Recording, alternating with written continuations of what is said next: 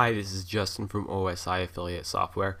In today's video, we're going to be going over how to create a Facebook ad to drive more traffic to your e-commerce website. So first, what you need to do is make sure you have a Facebook page.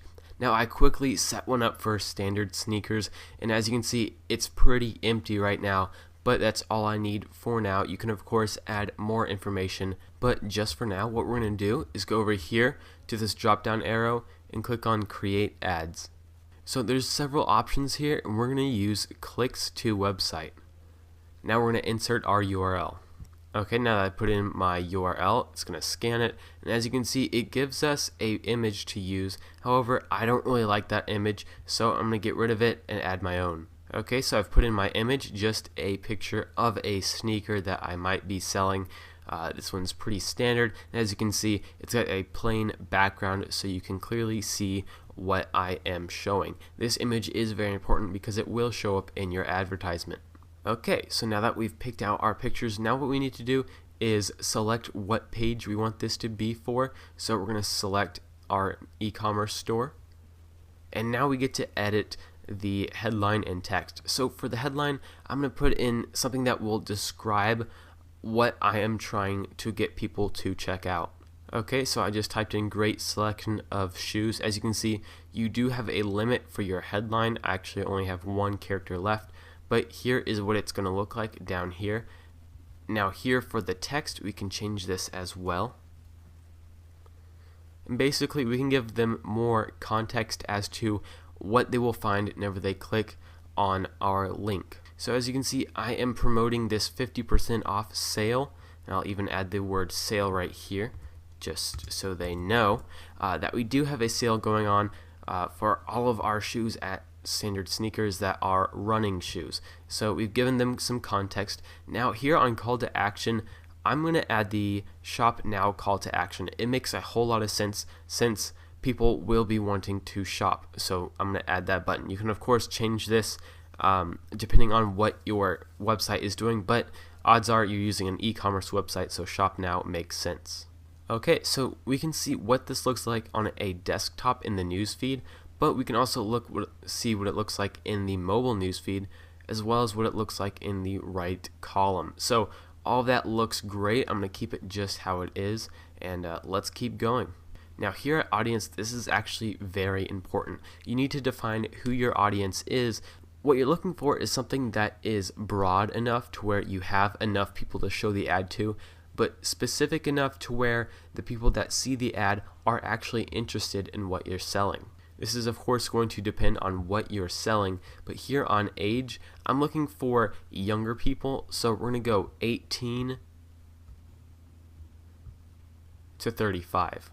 I'm going to target both genders, and we'll put the language to US English. Here on more demographics, we can add some more constraints, such as only look for people that are in a certain relationship status. However, that doesn't really have to do a whole lot with shoes, so I'm going to leave these how they are. Now here on interests, you can actually find some good ones. For instance, there is an interest for shoes. That's definitely something that's going to help us out. We can add others, like there might be one for running. As you can see, there is an interest group for running. Alright, so right now I'm targeting shoes and running. This is a great cross section as I'm selling, running shoes, so people are interested in shoes and running will be seeing my ads. Here on behaviors, we can also look for certain people's behaviors, such as we can look at their purchase behavior here, and we could go under here to health and look for people that buy, for instance, vitamins and supplements, as these might be the same people that are running. There's also the running behavior, which I would add as well as shoes once again, and I'm going to keep it like that.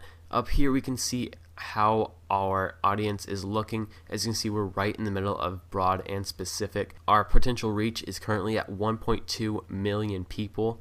Now if you needed to, you could change your demographics to get a little bit more specific or broad. For instance, I could change my age to only look for people that are 18 to 22, and that decreases my potential reach to 320,000, but that's not what I'm looking for.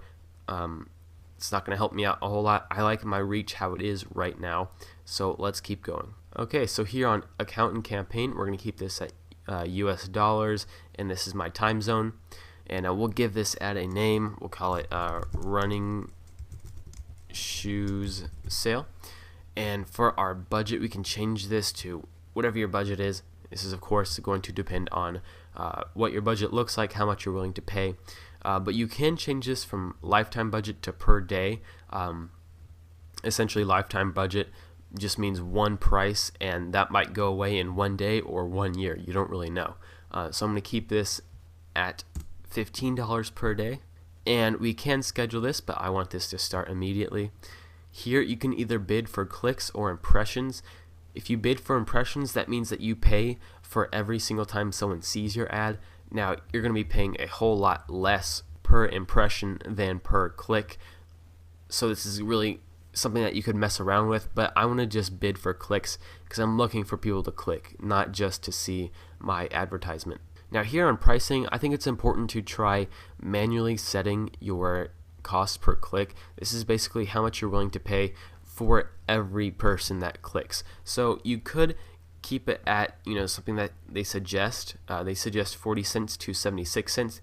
Personally, I would try sticking around this lower value, as you can usually get quite a few clicks even at lower values. But what you could do even is decrease it to say 35 cents, which is actually out of the range, but you might find that you're still winning bids at 35 cents. Of course, if you do bid this low and you come back and you find that your ads aren't being displayed at all, you will need to increase this to say, I would try 45 cents and going from there. And now once you've done that, you can just click place your order and you are done. Facebook will just walk you through adding your payment options. This has been Justin from OSI Affiliate Software. I hope you enjoyed this video, and please check out our other videos about e-commerce marketing.